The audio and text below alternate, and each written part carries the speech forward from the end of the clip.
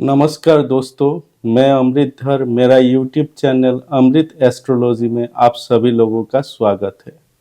ज्योतिष शास्त्र में वर्णन किए गए बहुत ही गहन विषय शनि ग्रह की साढ़े साती के ऊपर आज आप लोगों के साथ विस्तृत रूप से चर्चा करने वाला हूँ। शनि साढ़े साती होता क्या है? शनि की साढ़े साती कितने साल के लिए लगते हैं?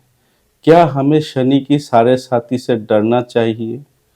2024 और 25 में कौन कौन से राशि के ऊपर शनि की साढ़े साती लगे हुए हैं या लगने वाले हैं, और आखिर में शनि की साढ़े साती की सबसे बेस्ट उपाय क्या है?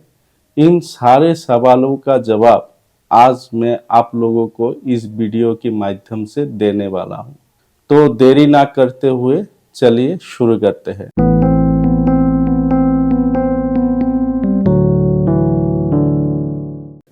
पहले जानते हैं शनि की साढ़े साती होता क्या है और किसी भी राशि पर साढ़े साती लगते कैसे हैं।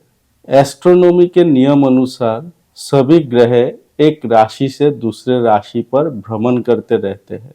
एस्ट्रोलॉजी लैंग्वेज में इस क्रिया को गोचर या ट्रांजिट कहा गया है। इसी तरह शनि ग्रह भी एक राशि से दूसरे राशि पर भ्रमण करते रहते हैं और हर एक राशि पर 2.5 साल बिताने के बाद दूसरे राशि पर प्रवेश करते हैं। जब किसी व्यक्ति की जन्म पत्रिका में जिस स्थान पर चंद्र ग्रह बैठा हुआ होता है, उस भाव से 12वें भाव पर जब शनिदेव गोचर करते हुए पहुंचते हैं, तभी से उस व्यक्ति की साढ़े साती की शुरुआत होती है।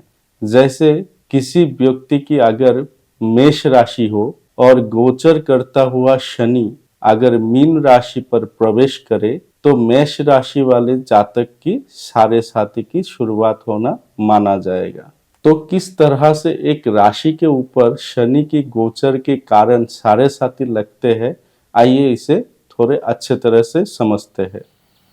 स्क्रीन पर हम देख पा रहे हैं कि यहाँ पर एक कुंडली है और इस कुंडली की जो राशि है ये है मकर राशि और लग्न है वृषभ लग्न। तो देखते हैं किसी राशि पर कैसे शनि ग्रह की साढ़े साती लगते हैं। हम देख पा रहे हैं अभी जो ट्रांजिट या गोचर की शनि ग्रह है ये बैठे हुए हैं कुंभ राशि पर। तो कुंभ राशि पर बैठे होने के कारण कुंभ राशि के व्यक्ति के ऊपर साढ़े साती की द्वितीय चरण चल रहा है। तो समझते हैं कैसे साढ़े साती लगते हैं। जैसे इस इंसान की जो राशि है ये मकर राशि है। जब गोचर की शनिदेव आकर धनु राशि अर्थात मकर राशि से 12वें भाव पर जब आके शनिदेव गोचर करते हुए प्रवेश करेंगे, तभी से मकर राशि वाले के जीवन में साढ़े साती की शुरुआत हो जाएगी। तो हम देख पा रहे हैं अभी मकर राशि की साढ़े साती की अंतिम चरण चल रहा है, क्योंकि पहले तो धनु राशि में था शनि गोचर करता हुआ, फिर मकर राशि में गए, अभी कुंभ राशि में गए। तो कुंभ राशि से जब शनि मीन राशि पर प्रवेश करेंगे तो मकर राशि वालों की साढ़े साती समाप्त हो जाएगी। उसी तरह से जैसे अभी कुंभ राशि को पकड़ ले, जब मकर राशि में शनि प्रवेश किया था तो कुंभ राशि वालों के जीवन में साढ़े साती की शुरुआत हुई थी।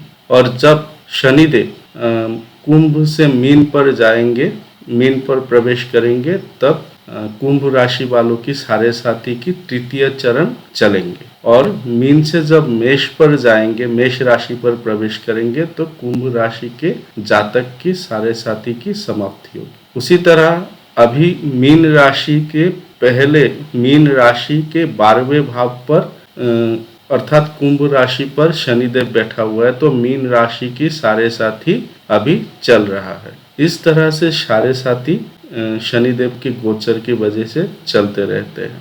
और शनिदेव हर एक राशि पर 2.5 साल रहते हैं और 3 चरणों में साढ़े साती समाप्त होते हैं। तो 2.5 साल करके 7.5 साल तक साढ़े साती चलते रहते हैं। इसी तरह शनि ग्रह की गोचर की वजह से हर एक राशि के ऊपर साढ़े साती लगते रहते हैं और 7.5 साल तक उस व्यक्ति को साढ़े साथी की प्रभाव सहना पड़ता है। किसी भी राशि पर साढ़े साथी 3 चरणों से होकर गुजरते हैं, जिसमें पहला, दूसरा और तीसरा चरण होता है। साढ़े साथी की पहले चरण को शुरुआती साढ़े साथी कहा जाता है और दूसरे चरण को साढ़े साथी की चरम काल कहा जाता है और तीसरे चरण को साढ़े साथी की उतरती हुई साढ़े साथी कहा जाता है या साढ़े साथी की अस्त भी कहते हैं। ज्योतिष शास्त्र के अनुसार साढ़े साथी हर एक चरण में 2.5 साल का होता है। इसी तरह से साढ़े साथी समाप्त होते होते 7.5 साल का वक्त लगता है। आइए अभी चर्चा करते हैं किसी भी राशि पर साढ़े साथी लगने के बाद उस राशि के व्यक्ति के ऊपर शनि ग्रह किस तरह से प्रभाव डालते हैं। ज्योतिष शास्त्र के मान्यता अनुसार साढ़े साथी के समय सीमा व्यक्ति के लिए सहज नहीं होते, क्योंकि ये जीवन में बहुत सारे बाधाएं, कठिन परिस्थितियां और चुनौतियां लेकर आते हैं। साढ़े साथी की शुरुआती दौर पर शनि उनकी जन्म राशि से 12वें घर पर होते हैं, इसलिए साढ़े साथी के समय में अधिक खर्चा होना, शत्रुओं से हानि होना, सहकर्मियों के साथ रिश्ता अच्छा ना होना, घरेलू माहौल में तनाव, आर्थिक तंगी, टाइम पर पेमेंट ना आना या पेमेंट फंस जाना, प्रेम संबंध में दरार आना, उधार दिए हुए पैसे सबसे जरूरत के वक्त ना मिलना, स्वास्थ्य का बिगड़ना, पैरों में समस्या होना, डिप्रेशन, एंजाइटी, फ्रस्ट्रेशन, हताश होना, निराश होना जैसे समस्याएं आते हैं, ऐसा मान्यता है ज्योतिष शास्त्र में। यदि व्यक्ति की जन्म कुंडली में शनि की स्थिति ठीक हो, अच्छे हो, 6, 8, 12 के साथ उनका कोई रिश्ता ना हो और जिस भी ग्रह की दशा चल रही होते हैं उस पीरियड में अगर वो भी ठीक रहे, तो उस पीरियड में शनि की जो साढ़े साथी है उनके होने वाले निगेटिव इम्पैक्ट उतने नहीं होते व्यक्ति के ऊपर जितना होना चाहिए। शनि की साढ़े साथी के दौरान व्यक्ति की जन्म पत्रिका में जितनी भी ग्रह है उनकी अगर स्थिति ठीक रहे और शनि की भी स्थिति ठीक रहे, तो उस दौरान कष्ट के विपरीत शुभ फल मिलते हैं। अपेक्षा से बढ़कर लाभ, समृद्धि और वैभव की प्राप्ति होते हैं।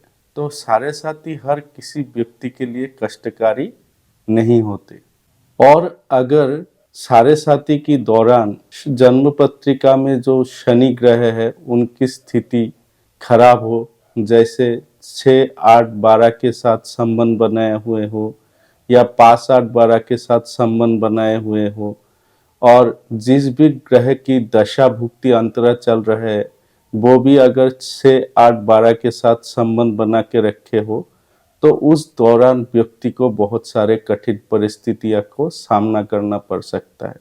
धन से लेकर स्वास्थ्य को लेकर बहुत सारे समस्या व्यक्ति को भोगना पड़ सकता है।